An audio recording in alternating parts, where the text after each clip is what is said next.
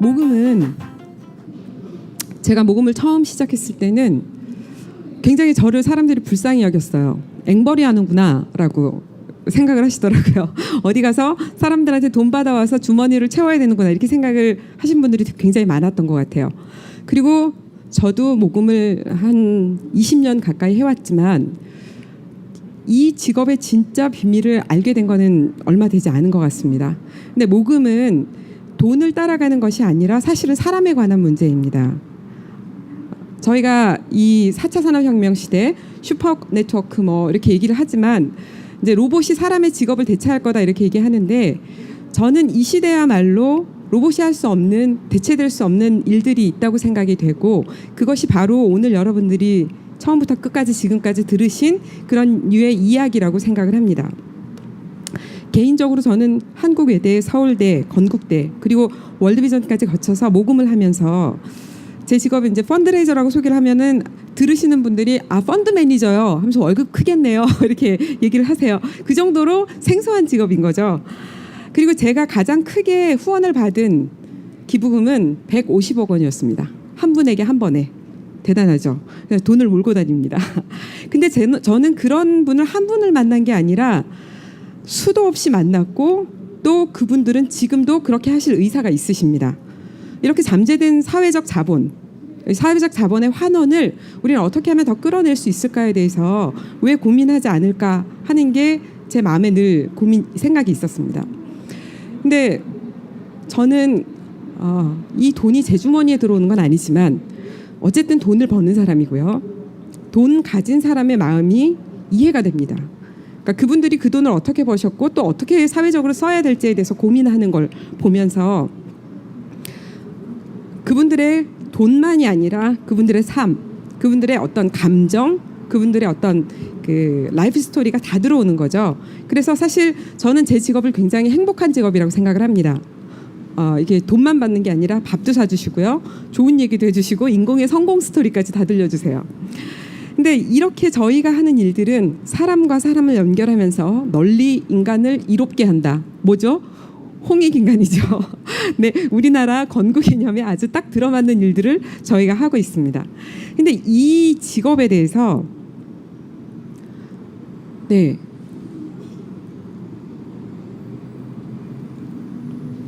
저희가 살펴보면서 이 2006년도부터 2014년도까지 데이터가 있습니다. 근데 우리나라에서 1999년도에 소득공제 제도가 처음 도입이 됐었죠. 그리고 그 이후로 기부금은 폭발적인 성장을 거듭했습니다. 그리고 최근에 2013년도에 세액 공제 제도로 변경이 되면서 약간 감소 추이를 보이고 있죠. 그렇지만 여전히 우리나라의 기부금은 아주 적은 액수는 아닙니다. GDP의 약 0.8%에서 0.9%까지 차지하고 있습니다. 미국의 기부금을 잠깐 볼까요? 미국의 기부금은 GDP의 2%를 웃돌고 있습니다.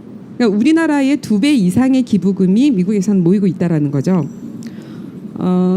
작년도 기빙 USA 데이터를 보게 되면 끊임없이 증가하고 있는 기부 데이터를 볼 수가 있습니다. 경기가 어려울 때에도 기업 경기나 다른 예산들은 다 줄었지만 기부 예산들은 더 증가를 했다라는 증거들도 있습니다. 그러니까 경기가 어려울수록 사람들은 서로 돕는다라는 명제가 성립될 수도 있겠죠. 근데 우리나라의 위치를 한번 보시게 되면 이게 이제 영국 Charities Aid Foundation이라는 곳에서 매년 발표하는 인덱스인데요. 우리나라 기부 지수는 75위에 가깝습니다. 그러니까 50위 이상으로 올라와 본 적이 없어요. 사실 좀 안타깝죠. 근데 저는 이거를 또 하나의 희망이자 기회로 봅니다. 왜냐하면 우린 더 올라갈 수 있는 게 있지 않을까라는 생각을 하고 있습니다. 근데 왜 이게 좀 권장되지 않을까라는 측면에서 저희가 이제 NPO가 가진 경제적 규모를 총량을 한번 따져보면 어떨까 하는 고민을 해보게 되더라고요. 근데 제가 연구 논문을 다 찾고 우리나라의 가장 이 분야에 탁월하신 교수님들로부터 자문도 받아봤는데 한국 비영리 조직에 대한 경제 규모가 가장 최근에 발표된 게 2002년도 자료라고 합니다. 15년 전 자료인 거죠. 그때만 하더라도 당해년도 GDP 대비 3.9%라고 하고요. 97년도에 한 번 더 발표가 됐었는데 그때는 3.1%였다고 해요. 여기다가 자원봉사까지 이제 개수를 하게 되면, 사실 자원봉사는 돈으로 잡을 수가 없죠. 개수를 하게 되면 1% 정도가 더 증가를 한다고 합니다. 근데 우리가 비영리라고 하면은 좀 낯설고 용어가 익숙하지 않지만, 그러니까 비영리가 뭐냐를 우리 이제 삶에서 한번 스토리로 짜본다면, 이제 아이들이 학교를 가는 거예요. 뭐 초등학교, 중학교, 고등학교 다 비영리입니다. 그리고 학교를 갔다 와서 어떤 문화예술 공연 활동을 갑니다. 그것도 비영리입니다. 그리고 나서 자원봉사 활동을 또 갑니다. 이것도 비영리입니다. 그리고 몸이 아프면 병원을 또 가죠. 병원도 비영리입니다. 그리고 우리가 연결되는 수많은 보통 일상에서 여러분들이 지내고 있는 모든 삶의 영역들이 사회복지 영역이나 사회 서비스 차원 다 비영리에서 해결하고 있는 일들인데, 이 어마어마한 사회적 그런 활동들을 우리는 가치로 매겨볼 생각을 잘 못한다라는 거죠. 그래서 제가 이제 OECD 국가들하고 비교를 해보면 사실 액면가 그대로 비교를 할 수는 없지만 OECD 국가들은 최소한 뭐 5년에 한 번, 3년에 한 번, 2년에 한 번씩 이 수치를 발표하는데 그 총량이 사실은 어마어마하다고 하죠. 그러니까 기부금의 수치에 뭐 몇십 배에 달하는 그런 경제적 양을 이야기를 하고 있습니다. 그런데 제가 사실은 OECD 국가들의 데이터를 좀 짧은 시간 안에 준비를 하면서 뽑아오려고 했었는데 이제 이게 국가 정보다 보니까 찾기가 좀 힘들더라고요. 근데 이제 여러 가지 사회 현상을 보건데, 이런 지금도 이렇게 GDP 한 4% 이상대를 웃도는 비영리 경제가 앞으로는 어떻게 될 것이냐라고 예측을 해보게 되면 지금보다 더 크게 늘어날 가능성이 매우 높다라는 겁니다. 그 이유는 저희 사회가 점점 그 저출산 고령화 사회도 전이되고 있죠. 그리고 이미 고령 사회로 진입을 했습니다. 이 얘기는 다시 말하면 실업 인구가 굉장히 많아진다라는 거고요. 자기 월급으로 세금을 내는 사람들이 줄어든다는 얘기예요. 그러면 국가의 세수는 줄어들게 되고 정부 보조금도 따라서 줄게 되고, 그러면 비영리 단체들, 정부에 의존하고 있던 비영리 단체들의 살림살이가 되게 빡빡해진다라는 얘기가 그냥 저절로 나오게 되는 거죠. 근데 문제는 비영리가, 저희가 이제 논프로핏이라고 얘기를 하는데 비영리가 안 영리합니다. 죄송하지만 우리가 이제 안 영리하다고 얘기를 하는데, 다시 말하면 돈을 추구하지 않는다라는 거예요. 비영리에서 가장 프로페셔널한 사람들은 그 사업, 사회 서비스를 제공하는 영역에 프로페셔널이 있습니다. 근데 비영리에는 돈을 버는 사람들이 잘 없는 거예요. 다시 말하면 저희 같은 펀드레이저가 없습니다. 그리고 돈을 번다라는 거는 사실은 기부자와의 어떤 커뮤니케이션이나 여러 가지 전문적인 그런 스킬, 또한 돈을 다루기 때문에 윤리성이 또 굉장히 중요하거든요. 그러니까 그 돈을 주는 사람과의 관계, 돈을 쓰는 문제, 이런 데에서 윤리성이 굉장히 중요한데, 이 윤리성을 개인에게 맡길 수는 없다라는 거죠. 그래서 또 다른 한 가지 지표를 보면, 아름다운 재단에서 매년 발행하는 그 기빙 코리아 인덱스 중에 시민들이 기부하지 않는 이유에 대해서 이야기를 하고 있습니다. 가장 높은 수치 중에 하나가 믿을 수 없다라는 거예요. 비영리 단체를 믿을 수가 없어서 기부하지 않는다라는 거죠. 근데 정말 믿을 수 없어서일까요? 그동안 우리나라 사회는 기부금을 모금을 할 때 제대로 전문적으로 요청을 하지는 않았던 것 같습니다. 주로 기부금을 요청하는 방식이 굉장히 감정적인 거였죠. 여러분들 TV 많이 보시면 아시겠지만 뭐 아픈 아이들, 굉장히 힘든 아이들, 그런 걸 화면에서 띄워놓고 감정을 자아내서 이제 눈물이 쏟아져야 기부를 하는 이런 형태가 기부고, 그런 게 안 보이면 기부를 하지 않는 그런 문화가 보편적이어 왔습니다. 근데 감정은 매우 일시적인 거고 충동적이고 피상적입니다. 그 이성적으로 가야지만 어떤 가치나 그런 행동의 변화가 일어나고 내재화된다라는 거죠. 그래서 우리나라의 기부가 과연 계속 이렇게 감정적이고 자극적이고 충동적인 데 머물러야 될까? 아니면 아까 필란스로피적인 개념으로 조금 한 단계 성숙해서 사회적 어떤 책임감, 우리가 더불어 살아야 된다라는 관점에서 그냥 시민이라면 누구나 다 내 옆에 있는 사람들과 잘 지내고 좋은 관계를 유지하고 내 시민적 책임을 감당해야 되지 않을까 하는 쪽으로 우리가 생각을 바꿔야 되지 않냐라는 얘기를 해볼 수가 있을 것 같습니다. 좀 제 서론이 길었죠. 정책 얘기한다고 하면서. 근데 이런 맥락을 말씀드리지 않는다면 다음에 제가 드리는 말씀들이 조금 굉장히 저게 무슨 효과가 있을 거야 라고 말씀하실 수 있을 것 같아서 설명이 좀 길었습니다. 지금 우리나라에 제가 최근에 조사한 데이터입니다. 단체들의 우리나라 한 3만 5천 단체가 있습니다. 그 공익단체가 3만 5천 단체가 약간 개수가 되고 있는데 전체 우리나라 모금액의 75%를 우리나라 상위 10개 단체에서 모금액을 가져가고 있습니다. 그럼 나머지 34,990개 약간 그 정도의 단체들은 전체 모금액의 약 25%를 나눠 갖는다는 얘기입니다. 그중에 여러분들 단체도 있을 수도 있고요. 제가 운영하는 것도 있을 수도 있습니다. 그 정도로 우리가 모금이 작은 단체일수록 열악하고 어렵고 한데 작은 단체들의 모금 부서나 모금 인력들을 보면 필요는 있는데 전담 인력은 정말 없다라는 결론이 조사에서 실제로 나옵니다.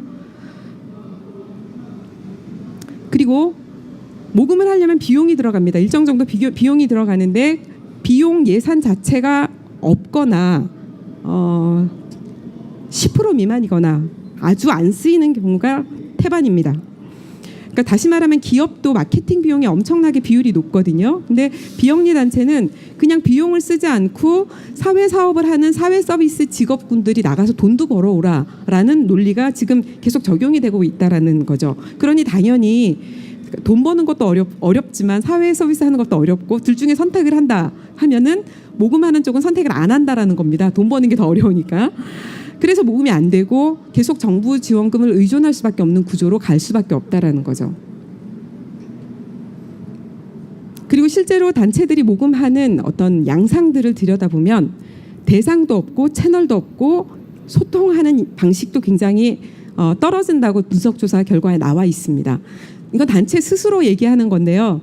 우리가 기부자와 적극적으로 잘 소통하고 있지 않다라는 얘기는 기부자들에게 기부금에 대한 필요성을 호소하지 못하고 있다라는 얘기하고 같습니다. 결국은 이제 단체들이 자립할 수 있고 역량이 강화되려면 단체의 이 일을 전담해서 전문적으로 할 수 있는 사람들이 배치되어야지만 단체의 경제적 역량이 올라갈 수 있는데 그렇지 못하다라는 거죠. 그래서 실제로 제가 이제 어떤 부분에서 도움이 필요하고 원인이 뭐냐라고 조사를 해봤을 때 총체적 난관이다. 그리고 담당자가 부족하다. 모금 부서가 없다. 전문성이 없다라는 이유가 가장 높게 나왔습니다. 이거는 누군가가 채워줘야 되는 필요일 수도 있죠. 왜냐하면 자체적으로 해결하기 어려운 문제니까 이게 계속 지속되는 현상이기 때문입니다. 그래서 저희는 이제 본격적으로 정부께 제언을 드리고 싶습니다. 먼저 저희가 좀 표현을 강하게 해서 죄송하지만 정부의 파트너로서 이제는 민간의 전문가들이 좀 나서줘야 되지 않을까라는 생각을 갖게 됐습니다. 가장 먼저 아까 초반에도 말씀드렸지만 비영리 경제 규모에 대한 데이터가 없다라는 건 사실 말이 안 되지만 현실이 그렇습니다. 그리고 모금 현장에 관한 데이터를 저희가 굉장히 오랫동안 찾고 있었는데 모금 현장에 대한 데이터가 없습니다. 그 말은 집중적으로 그 분야에 전문적으로 연구를 하는 기관이 우리나라에 없다라는 얘기입니다. 그리고 데이터나 근거가 없는 상태에서 정책이 나온다라는 거는 조금 위험할 수 있다라는 거죠. 잘못된 정책이 나올 가능성이 있고 적절하지 않은 정책이 나올 가능성이 높다라는 겁니다. 그래서 저는 제언을 드리기를 비영리에 관한 연구를 전문적으로 할 수 있는 기관을 국가에서 마련을 하시는 게 정책 세우기 전에 선행이 되어야 될 일이 아닐까라고 제언을 드리고 싶고요. 미국에서는 사실 모금이 굉장히 왕성하지만 대학의 과정도 있습니다. 그래서 석 박사 과정까지 전문적으로 있고 아주 그 전문화된 그 자격증까지도 굉장히 자격증을 가진 사람들도 많이 있죠. 자격증도 내고 있고요. 그리고 분야에서 저도 모금 분야에서 한 20년 정도 일을 했지만 모금 분야에 대해서 이해를 하시는 분들이 거의 없으세요. 잘못 알고 계신 정보들이 굉장히 많으시다라는 거죠. 그래서 정책이 수립될 때 현장의 전문가들의 목소리를 수렴을 해주셨으면 좋겠다 하는 게 저희의 작은 바람 중에 하나입니다.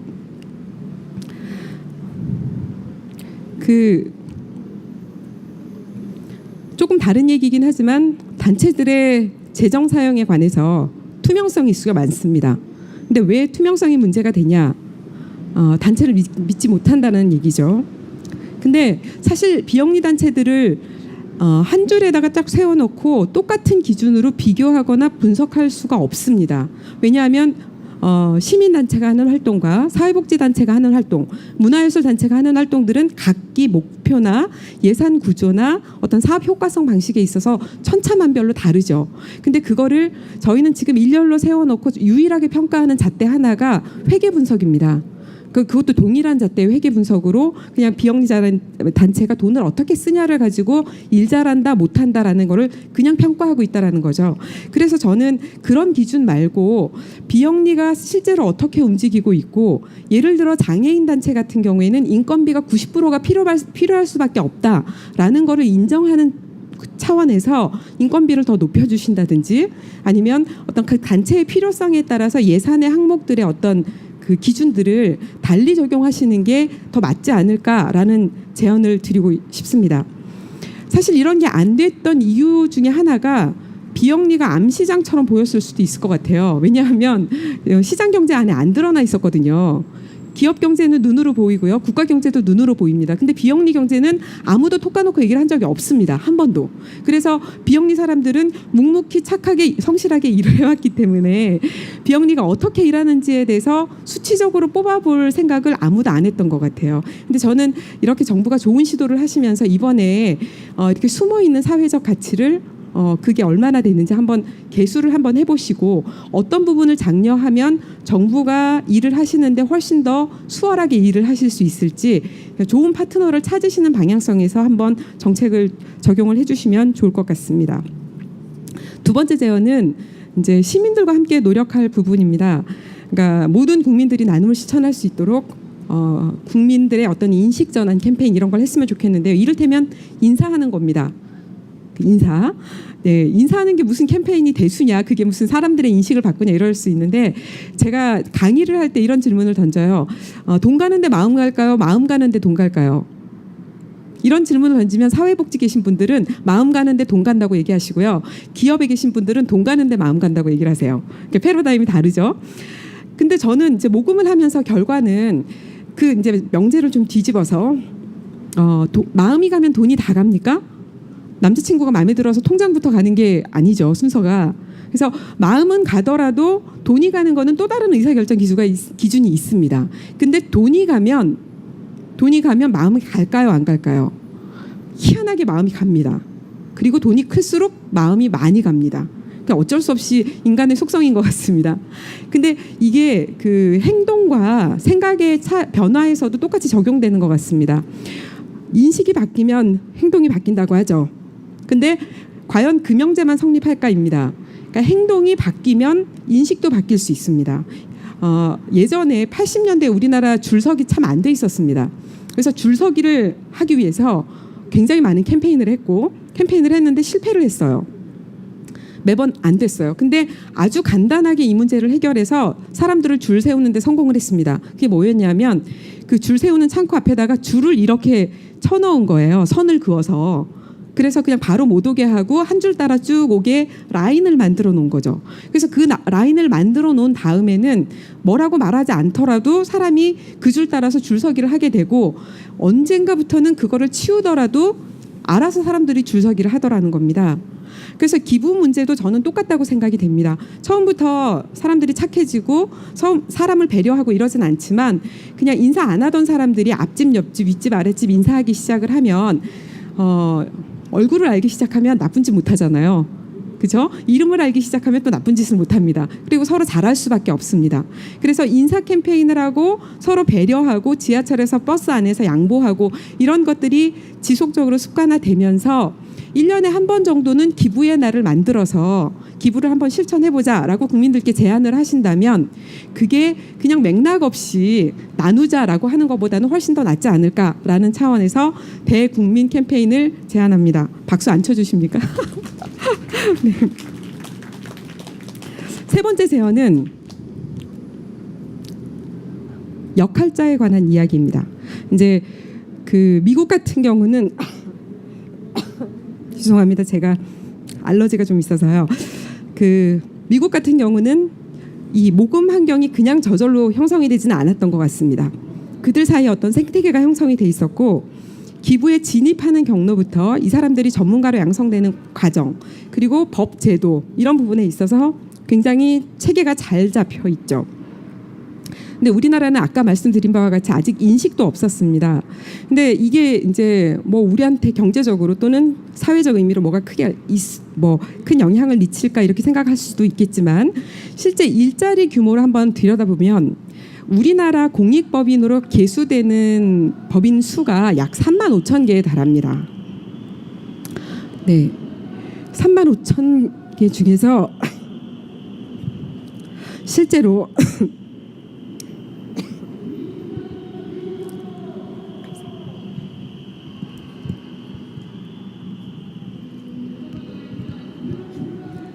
죄송합니다. 실제로 3만 5천 개 중에서 모금을 할 걸로 추정되는 단체들의 개수는 10,000개 플러스 안팎이라고 생각이 됩니다. 근데 미국의 같은 경우에는 대학의 예를 들어보면 한 대학에 모금을 담당하는 사람들 숫자가 많게는 500명에서 적게는 한 30명까지 있습니다. 단과대학 같은 경우에는 30명. 큰 대학 같은 경우에는 500명이 있고요. 이들이 1년 동안 모금하는 수치는 조 단위에 가깝습니다. 저희가 다른 말로 이런 얘기를 하죠. 모금은 굉장히 노동 집약적인 직업이다라고 얘기를 합니다. 사람 수당 모을 수 있는 금액이 정해져 있다라는 겁니다. 그래서 이게 공공연하게 미국에도 그렇게 돼 있기 때문에 큰 예산을 다루는 대학들, 큰 예산을 다루는 기관들은 모금가 숫자가 굉장히 많습니다. 그리고 상대적으로 예산이 적을수록 모금가 숫자가 줄어들죠. 우리나라에서 3만 5천 개 중에서 10,000개의 기관이 모금을 한다 치면 최소한 한 기관이 모금이 굴러가려면 필요한 인력이 4명 정도가 필요합니다. 뭐 여러 가지 기능들이 있거든요. 근데 이제 4명은 고사하고 1명씩만 우리가 채용을 해서 또는 2명씩만 채용을 해서 모금을 한다 치면 약 7만 개? 2만 개, 3만 개, 이제 10,000개로 추정을 했을 때 한 2만 개 정도의 일자리가 생기는 셈이겠죠.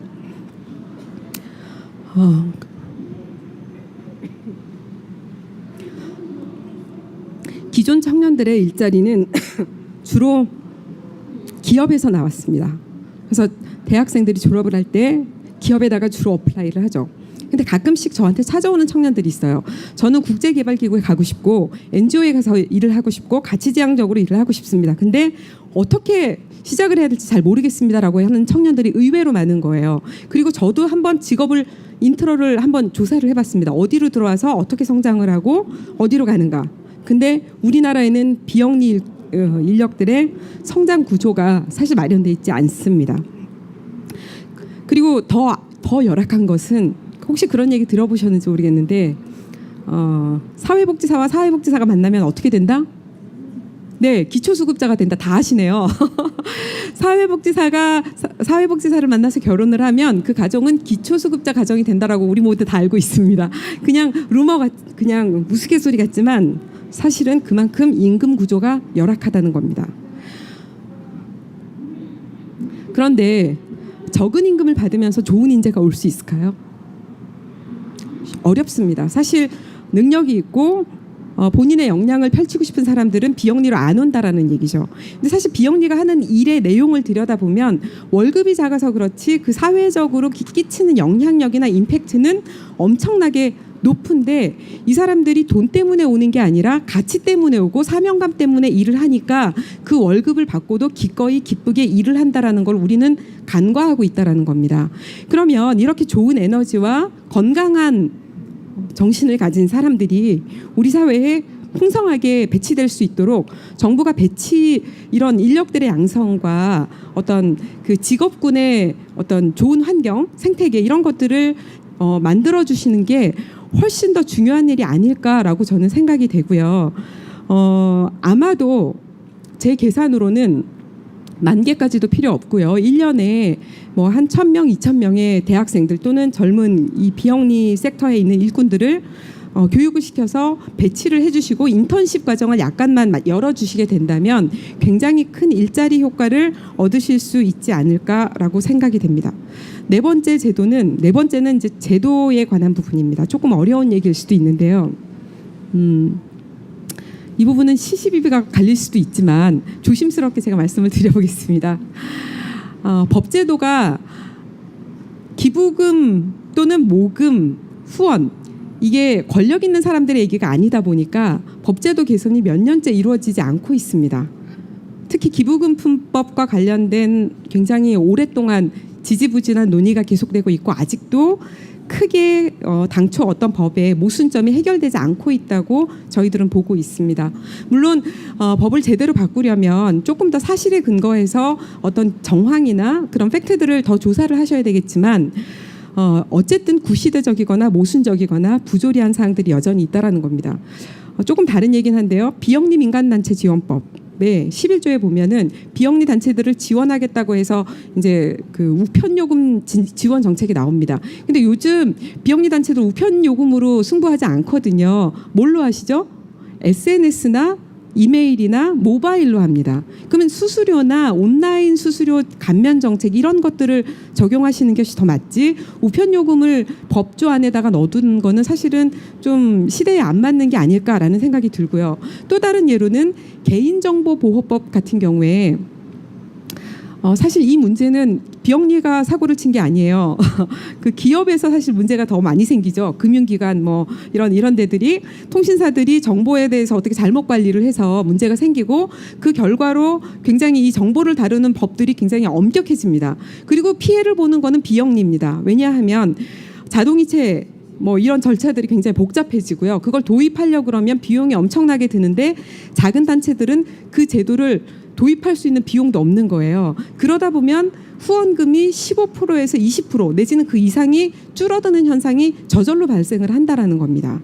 그래서 저는 이런 개인정보보호법들이나 보호법들이나 아니면 조금 비영리 단체에 영향을 미칠 수 있는 제도들이 어떤 기업 차원에서 이루어질 때 비영리 단체에 미칠 악영향은 없는지 사전에 충분히 검토하시고 도입을 하시면 훨씬 더 지금보다 좋아지지 않을까 하는 차원에서의 말씀을 드리고요.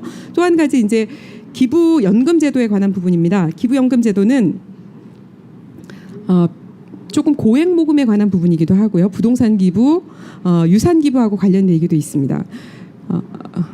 그 고액으로 갈수록 기부의 양상이 소액 모금과는 굉장히 달라지고 있고요. 미국이나 유럽의 큰 자본들은 대부분 고액 모금에서 이루어지고 있습니다. 근데 이 고액 모금은 다루는 사람도 굉장히 어렵고 윤리적인 문제도 굉장히 많이 발생을 하고 법적인 문제도 많이 발생을 합니다. 그래서 이 위험성을 최대한 줄이려면 정부가 시스템 안에다가 가장 안정적인 프레임을 만들어 두시면 그걸 이용하는 단체나 기관들은 그대로 따라가면 되거든요. 근데 이런 제도가 없기 때문에 단체들은 법을 다루거나 유산을 다루거나 이럴 수 있는 사람이 많지가 않은 거예요. 그래서 아무리 유산 기부자가 나타나거나 부동산 기부자가 나타나더라도 덥석 받을 수 없는 그런 안타까운 현실이 있다라는 거죠. 그래서 누구나 작은 단체나 큰 단체나 기부를 쉽게 받을 수 있도록 제도적인 보완을 좀 해주셨으면 좋겠다라는 게 기부연금 제도에 대한 제안입니다. 그리고 아울러서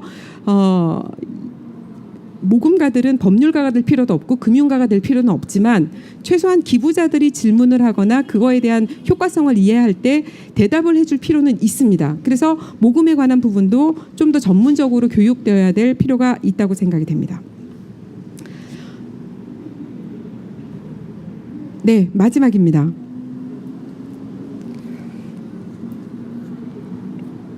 마지막 제안은 기업인에 관한 제안 정책입니다.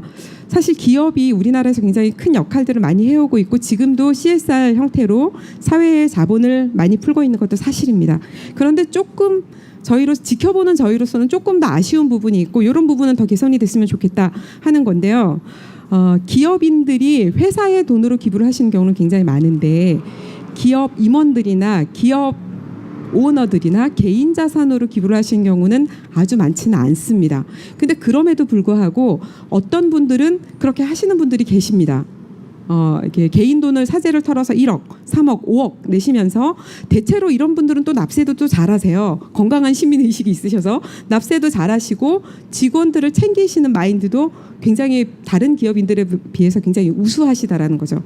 근데 이 기업인들이 저에게 가끔 이제 이런 말씀하세요. 이제 기부 그만해야 되겠어. 그래서 왜요?라고 여쭤보면 기부를 하면 국세청에서 조사가 나와라는 얘기예요. 그래서 제가 정말요? 그랬더니 그것 때문인지는 모르겠지만 최근에 기부를 한 사람들이 연달아서 조사를 당하고 있다라는 거예요. 이게 루머인지 사실인지 저는 잘 모르겠습니다. 근데 어쨌든 내는 사람 입장에서 그렇게 느끼고 있다라면 영향을 미치고 있다라는 얘기로 저는 들리거든요.